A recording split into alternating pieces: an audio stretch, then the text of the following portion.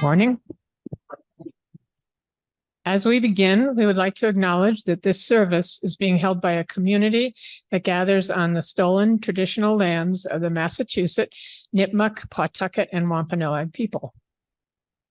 We pay respects to those Indigenous peoples who lost their lives in the colonization of this land and recognize that these Indigenous tribes are still today facing violations of sovereignty, territory, and water.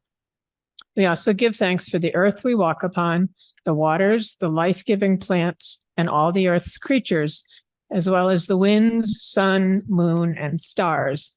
We recognize this is just a first step in moving toward right relationship with Native peoples and healing of the earth. Good morning, and welcome to First Parish Church of Stowe and Acton, a welcoming and spiritual community. My name is Johanna Pyle, and I serve as the clerk on the Board of Trustees. For those visiting FPC for the first time, we welcome you. Please let us know you were here by filling out one of our visitor information cards in the pews and hand it to an usher, drop it in the plate, or hand it to Meg, our welcoming staff member. Meg's in the back raising her hand. If you would like a large print order of service or hymnal or an assisted living device, I need an assisted living device. An assisted listening device. Where was I? Please ask our ushers. Anyone is welcome to use one of these to listen to the service from another space in or around our building.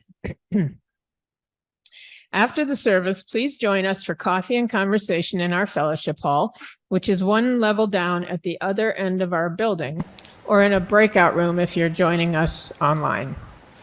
I'd like to draw your attention to the announcements in our order of service and also invite you to check out our webpage for more information. And you can also sign up there for our newsletter and email alerts. And in addition to the announcements that you see in the order of service, I have 3 more. Actually, some of them are repeats, not my fault. 1, there will be tickets on sale at Coffee Hour for our first coffee house of the season. Woo-hoo. Polarized Guru is coming up on the 11th. Next Friday, November 3rd at 7 o'clock is the fabulous open mic night. And we have a great lineup of lots of acts, and there will be delicious snacks and just fun will be had by all. What we really need is an enthusiastic audience. So please come and be enthusiastic. And last, the RE committee will be hosting our annual Halloween party today at 5 p.m. All are invited as there will be something for everyone, youth, families, and adults of all ages. This is a potluck event, so main dishes for numbers of people are appreciated, as is arriving in costume. This will be fun. And now let us come together for a time of community, singing, and worship.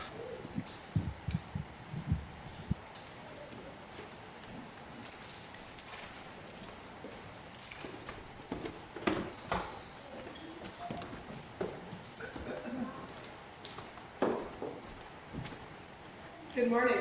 Good morning. Our opening words. Our opening words are titled "Welcome to All Manner of Creatures" by Christian Schmidt. No matter who or what you are welcome here. Let's be clear. Here we welcome goblins and ghouls, saints and sinners, angels and devils, zombies and werewolves, vampires, and witches. We welcome princesses and princes, paupers and farmhands, aliens and astronauts, robots and cyborgs, firefighters and police officers, nurses and doctors, cowboys, cowgirls, cowfolk of all varieties. We welcome Superman, Wonder Woman, Black Panther, Batman, Spider-Man, Black Widow, and Thor. Indeed, we welcome both superheroes and superstars. In short, we welcome people, monsters, and all manner of other creatures. Here, we welcome you, and all of you, and what you are. Welcome. Let us begin. We light our chalice this morning in recognition of the fires of the past, in solemn memory of those that scorched and burned, in celebration of those that warmed and nurtured. Thank you, Chris. May we be a house where this fire is a beacon towards the future, as well as illuminating the past. And our opening hymn is number 1067, Mother Earth, Beloved Garden. Please rise in body and spirit. It's in your teal hymnal.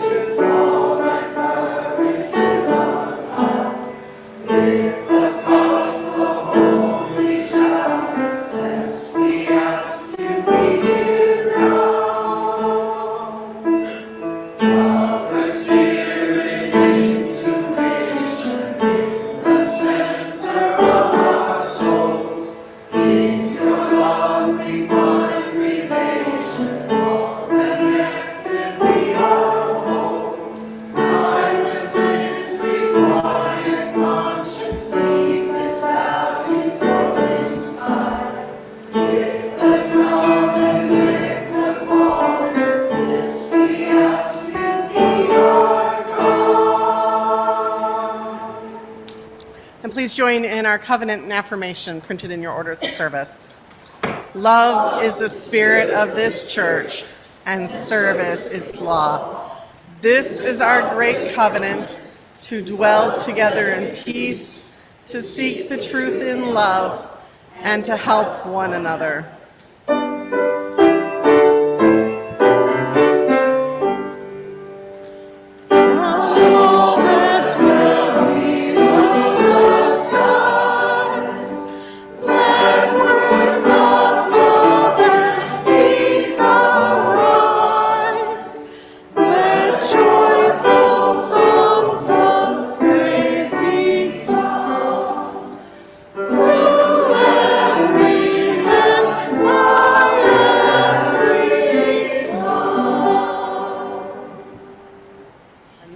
Let us join together in a moment of prayer and meditation.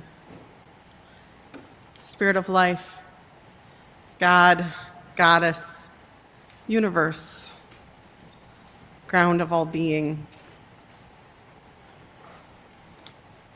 Let us hold in our hearts and ask to be held in the wider arms of the universe, those joys and sorrows we've heard today, and those cares of the larger world as well.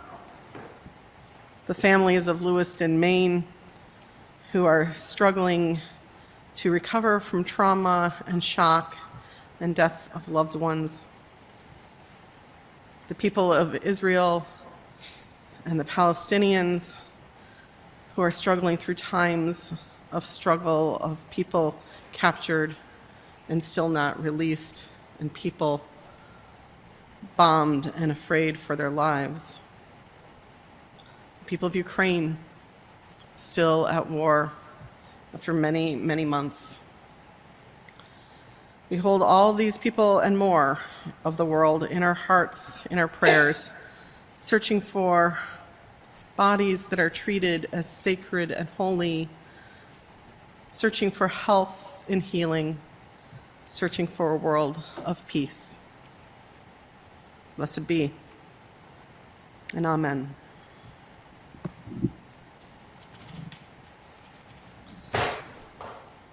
Our next hymn is number 52, Sweet Fields of Autumn. Please.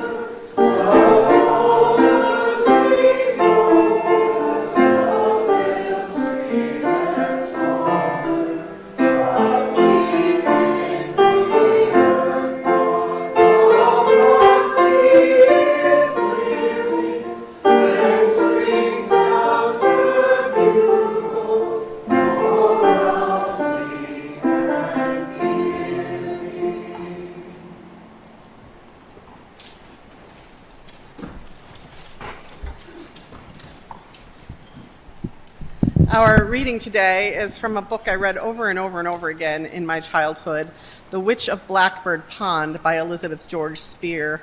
Any of you familiar with it? A handful, yeah. It's not as common as some, but it's a really lovely book written in the 1950s. It's about a young girl, Kit, who grows up in the colorful land of Barbados, and then after the death of her parents and then her grandfather, she goes off to live with her Puritan relatives in Connecticut. And so this passage is about her first visit to the Puritan church there. The Puritan service seemed to her as plain as unlovely as the bare board walls of the meeting house. She felt a moment's surprise when her uncle stepped forward to line the psalm. His firm nasal voice set the tune and pace, one line at a time, and the congregation repeated it after him.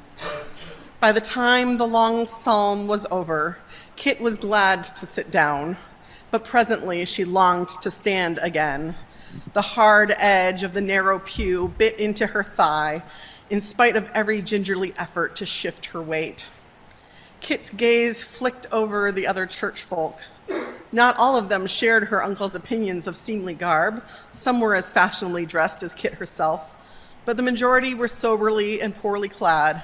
And here and there in the farthermost pews, Kit glimpsed the familiar black faces that must be slaves. All of them, however, were alike in their reverent silence.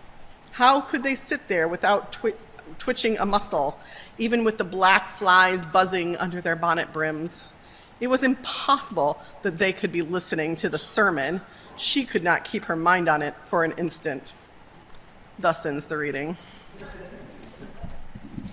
And that introduces our anthem, and our plate this morning is going to be shared by Out Metro West. So we support people who are different and colorful as the rainbow here at FPC, as well as the work of this church, and our offering will be gratefully received. And Chris is going to tell you a little bit more about this anthem.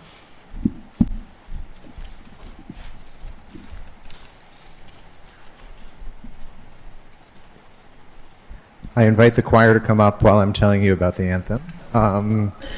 So on a Sunday when Cindy's going to be talking about the Salem witch trials, I thought we might set the mood by singing something that you might have heard in church if you were here in the late 1600s. So back then, you could only sing what the Bible said you could sing, which usually meant psalms, which is why we're singing a psalm. And we're using a translation that would have been found in the pews of this church, the Bay Psalm book. And in 1698, they put tunes in the back of it, and that was the first music published in the colonies.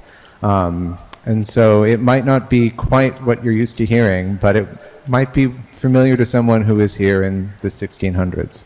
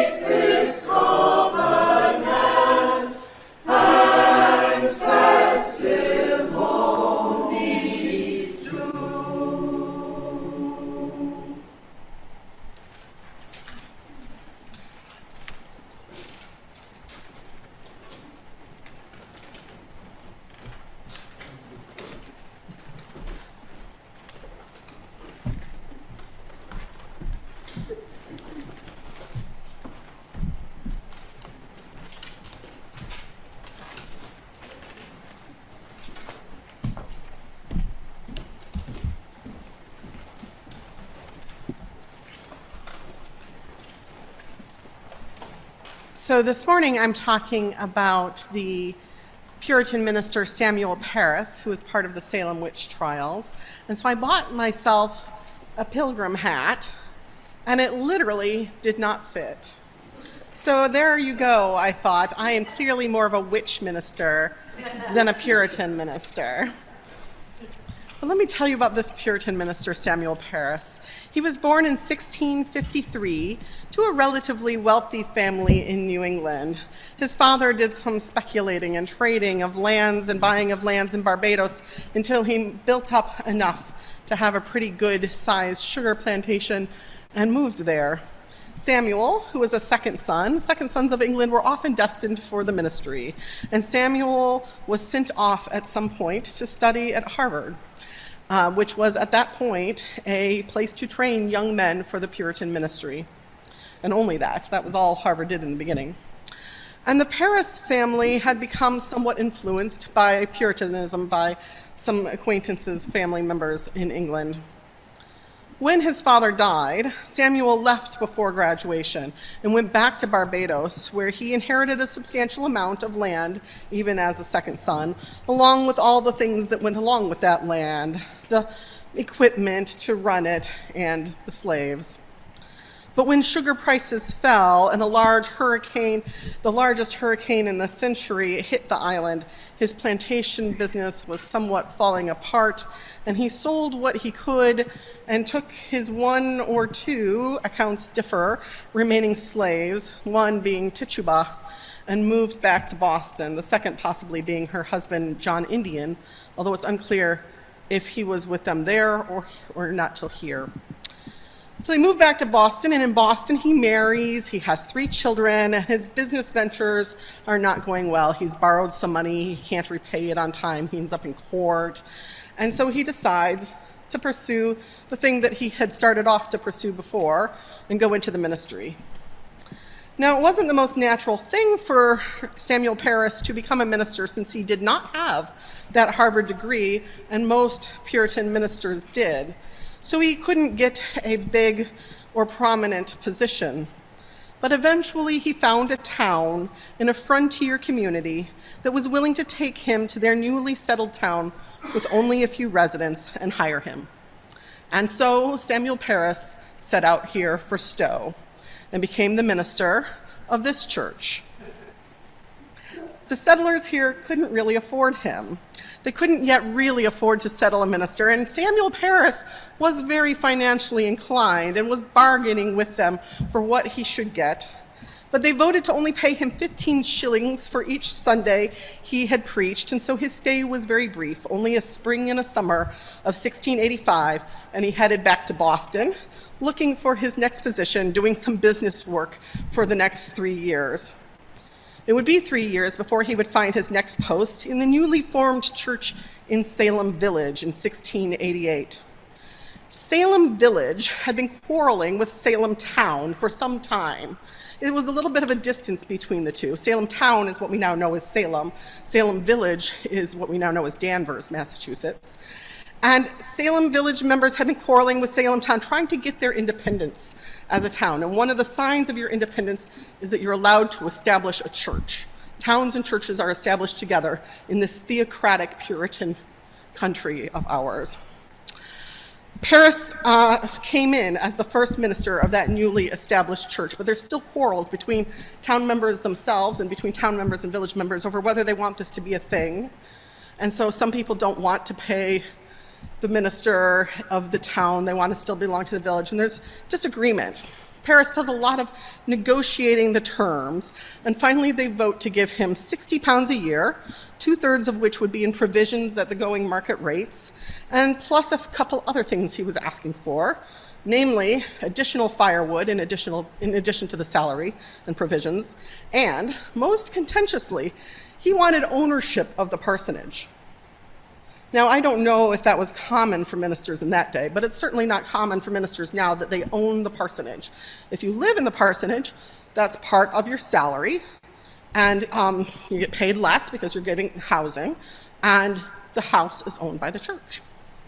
But the villagers voted to do that. However, they would fail to pay him for the first couple of years all of what he was due, and he would be battling it out in court with them at the last of his ministry. And this would go on until his final days in the village, where they would argue upon dismissing him that the decision about the parsonage hadn't been legally done and he wasn't really due it. Parris would stay there until forced out finally in 1697, upon which he looked again for another church and again found a small frontier town, this time now of 28 families, which the residents described as very poor and small because of warfare with Indians and a lack of a settled minister. Yes, he came back to Stowe. And here too, he would struggle over negotiations. They offered £35, which he got them to raise to £40. But he wanted to additionally possess the parsonage again. And this church resisted that and did not give in and would not give him the parsonage. Eventually, they offered him 5 pounds more for firewood, but this did not appease him, and so he lasted only a year. And in December 1698, I think, he went off to his wife's brother's estate that they had just inherited, and thus ended pretty much Samuel Parris's ministerial career, where it had started here in Stowe. So the bookends of this ministry of this particular Puritan minister are here at what would become the first parish church of Stowe and Acton. I mean, not literally here, but congregationally here. This is not our first building, and it wasn't built yet. But we bookended his career. And the text between those two bookends of Stowe is what he became known for, being the minister in the midst of the Salem witch trials. Now, many argue that the Reverend Samuel Parris was the chief cause of the Salem witch trials, as well as being a major force during the trials. A book called The Account of the Life of Samuel Parris says, "We have been thus particular in relation to the settlement of Mr. Parris at Salem Village, it being one of the causes which led to the most bitter parochial quarrel that ever existed in New England, and in the opinion of some persons, was the chief or primary cause of that worldwide famous delusion, the Salem witchcraft." Indeed, at the very start of the witchcraft trials, it begins in Samuel Parris's own household. Parris had 3 children, and the middle child, Elizabeth, or Betty, starts having fits, along with her cousin, Abigail Williams, who was also living in the Parris household. Now, there are a lot of different theories about why this happened, but people had seen it happen before. In 1688, only a year earlier, 4 girls in a Boston family had had fits, and eventually a woman was accused of witchcraft in that case. And Cotton Mather had written a well-known, well-publicized account of it. So when this happens in his household, Samuel Parris is worried. Sometimes the girls are unable to speak. Sometimes they're flying around the room and almost flinging themselves into the fire. And so he calls in physicians to examine them. One diagnosis emerges: witchcraft. Before long, there were other girls in other households in Salem Village with the same affliction, most notably the girl's close friend Ann Putnam Jr. The Putnam family was at odds with the Porter family, and Putnams had been supporters of Parris and his ministry there, and the Porters had not. And Putnam starts in with the fits as well. So Parris then brings a group of dignitaries to his house to offer it advice, and they really had none, saying, "Sit still and wait upon providence of God to see what time might discover, and to be much in prayer for the discoverer of what was yet secret." But an aunt of one of the other afflicted girls, Mary Sibley, she's convinced that she can do something to help, and she pulls in Samuel Parris's slave Tituba and her husband John Indian to try some magic to help. And they make a witch cake. The witch cake is made out of like grains and urine from the girls. They make this witch cake, I'm not sure what was done with it, to find out who's the witch. And before long after that, the girls named Tituba as one of the witches, along with Sarah Osborne and Sarah Good, who were fairly easy targets, being somewhat on the outskirts of society. And thus, the witch trials had begun. Samuel Parris calls for fasts, and he brings in more neighboring clergy to help, and eventually calls a former minister of that church, who had served it before it became a fully independent church, it's Deodat Lawson, and he also turns to the book A Discourse of the Damned Art of Witchcraft by William Perkins for guidance. More women start being accused, and Samuel Parris, he performs the examinations, at least 15 of them, of the accused. He's in there questioning and examining the accused witches, or accused people. Most of the women and men protest that they are innocent. One exception, there are a couple exceptions, but the main exception is Tituba, who confesses. Now, a little sidetrack here about Tituba, who is a confusing and controversial figure and much maligned of the Salem witch trials, because she starts naming other people as witches. And there are 2 explanations for this. And like much of this history, it is murky. I found so many things that were contradictory and incomplete and sometimes downright wrong, in sources as I searched. We have to remember Tituba was a slave. We think, and this is solely based on her testimonies as transcribed by the Puritans, that English wasn't her first language. She was either Native American, maybe, or African, probably Native American, probably from South America, but sometimes we assume Native American because she married a man named John Indian. So we're not positive.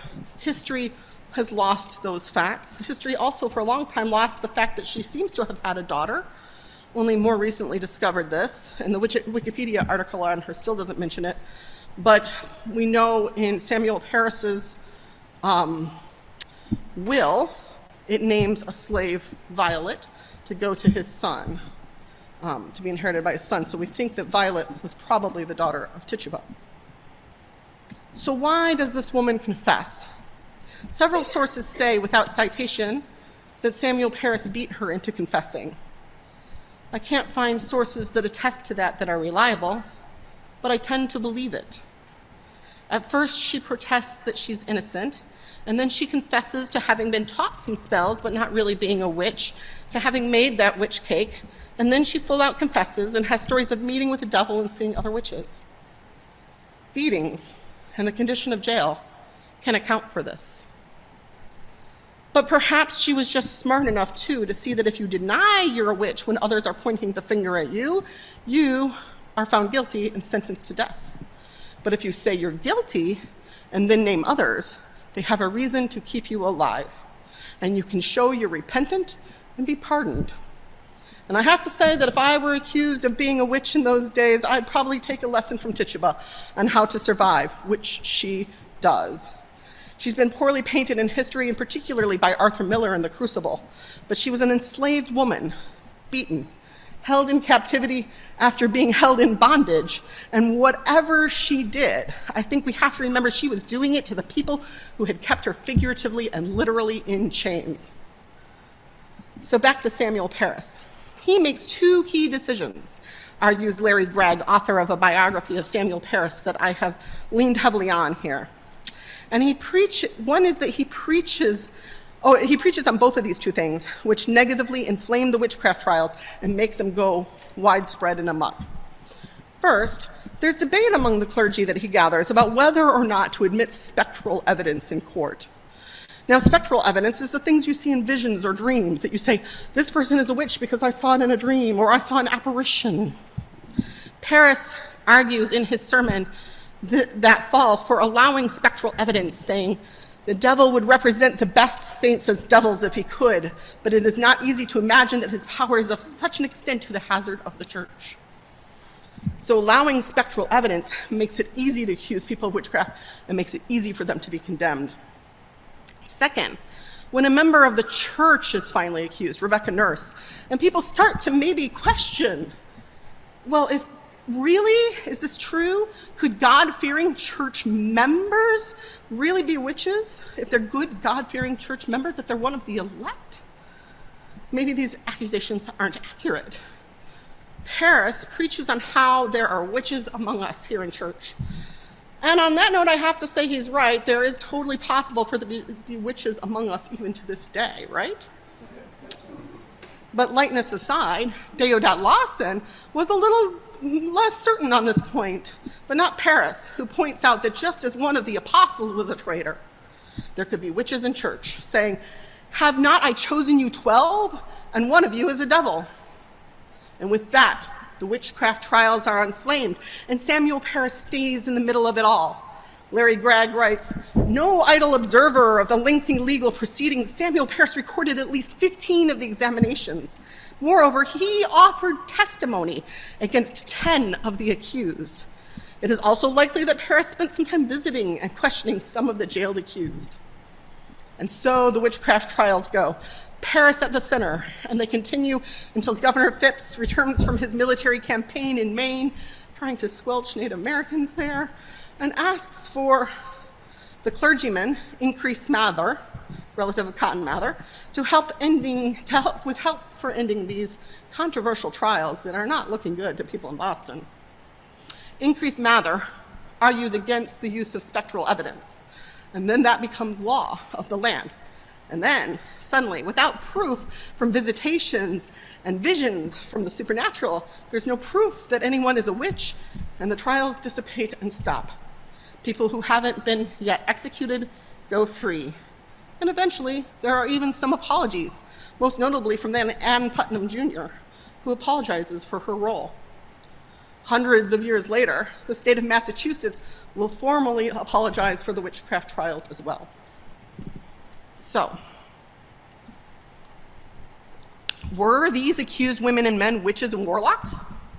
Well, it depends on how you define witch. And for a long time, accurately, it's been correct, politically correct, to say loudly, no, they were not really witches, they were falsely accused. Because that was still accepting the paradigm that, first of all, that witchcraft is bad. The Peabody Essex Museum, for example, states strongly, there were no witches in 17th century Salem. And I think that's true for about 90% of the people accused. But some of these women, and maybe some of the men as well, held practices that the Puritans would consider occult. Yes, African beliefs and Native American beliefs and rituals were occult to them. And it does look like Tituba brought in some ritual practice, small as it was, that would not have been considered Christian. And one of the other women, Dorcas Hoare, was known as a fortune teller, an occupation that was basically witchcraft in the eyes of the Puritans. Similarly, Sarah Cole, that woman accused the year before in Boston, which Cotton Mather had written about, had confessed that, quote, she and some others had toyed with a Venus glass and an egg, what trade their sweethearts should be made of. Any of you ever do that at slumber parties in your youth, like do some sort of ritual to discover who you might fall in love with? I did. It was like, I think we did it with cootie catchers, we called them. And we did it with apples. You would take an apple and twist the stem, saying A, B, C, D, E, F, G, H, I, J, K, L, M, N, O, P. Maybe I'm going to marry someone whose first name starts with P. Witchcraft. So as I said near the beginning, we here are the bookends here in Stowe, and the text in the middle is the Salem witchcraft trials. And yes, I think it could be said that we could have easily become Salem. Any town could have become Salem with those conditions. We're not unrelated to it.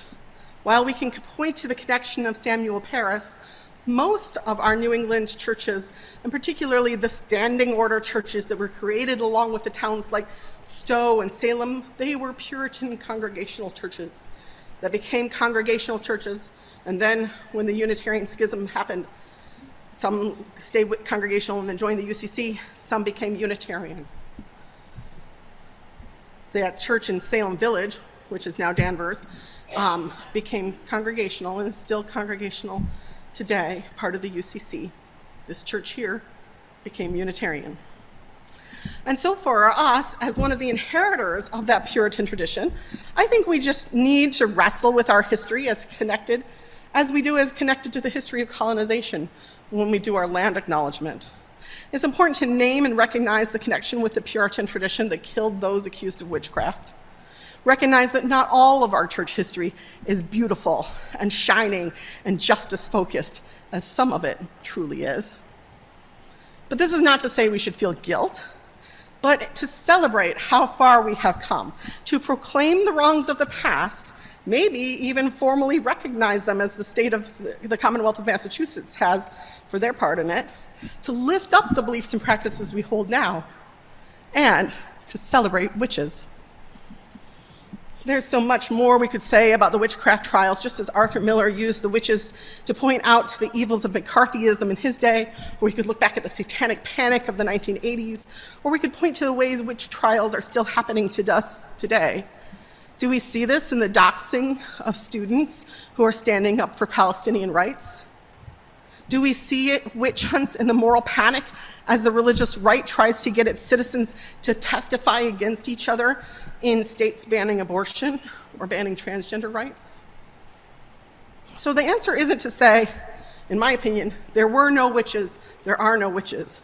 Any more than it's appropriate to say that there are no people really getting abortions. There are no people standing up for Palestinian rights. The answer is to fight for free speech, freedom of religion, freedom to proclaim who we are in gender and sexuality, freedom to govern our own bodies. The answer in our modern age to witch trials isn't to say no to witches, it's to cry freedom for witches. Because when I say that yes, maybe there were witches in Salem, and I say there are witches in this church, I say that as a minister in this church, the church where Samuel Parris once spoke, figuratively, I mean not physically this building, but this congregation in history, we inherit that history of Samuel Parris, but we have become a congregation that welcomes and upholds witchery, that knows that witches aren't people who worship Satan, but people who look to earth-based practices, the herbal and seasonal practices of people before the influence of Christianity, and embraces the old ways. We welcome those earth-based practices and indigenous practices into the life of our congregation, and we celebrate that there are those among us who carry those practices forward today. So that's where we close today. Yes, here we are, a church that owns that history and says, yes, witches, you are welcome here, and you are safe here today. In this story, we own that we are the bookends of Samuel Parris's ministry, and so today we close the book on that hate. May it be so. Our closing hymn is number 1017, Building a New Way.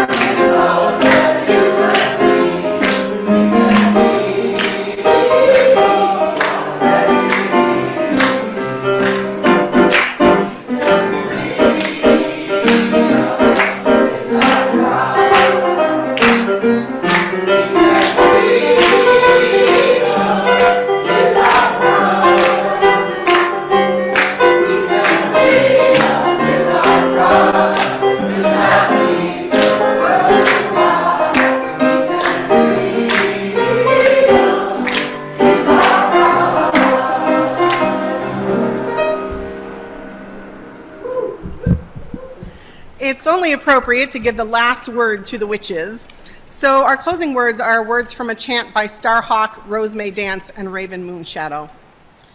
We will never lose our way to the well of her memory, and the power of her living flame, it will rise again. Like the grasses, through the dark, through the soil to the sunlight, we will rise again. We are thirsting for the waters of life are moving. We will live again. Please join in our closing song.